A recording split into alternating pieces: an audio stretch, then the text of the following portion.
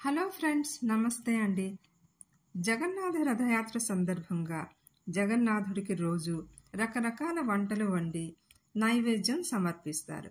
అలా భోజనం తయారు చేసిన తర్వాత ఒక చల్లని పానీయాన్ని తయారు చేసి పొడవైన 3 కుండల్లో నింపి బలభద్రుడు, జగన్నాథుడు, సుభద్రాదేవి రథాల్లో వేరువేరుగా ఉంచుతారు.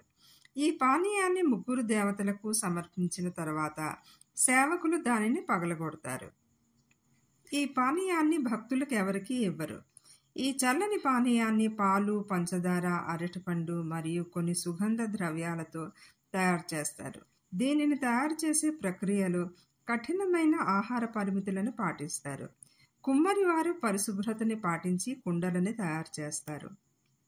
స్త్రీలు కుండలను కానీ ముడి పదార్థాలను కానీ ముట్టుకోకూడదు.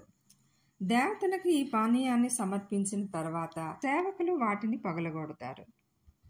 తద్వారా పానీయం రథాలపై చిందుతుంది. ఈ పానీయం జగన్నాథుడు, బలభద్రుడు, సుభద్రాదేవి వారి ప్రయాణ సమయంలో వారిని రక్షించే రథాలపై ఉన్న అనుబంధ దేవతలకు చెందుతుంది.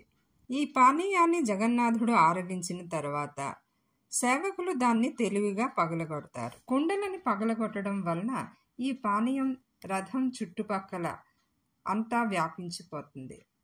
అప్పుడు భూత ప్రేత పిశాచాలు వచ్చి దీనిని ఆరగిస్తాయట.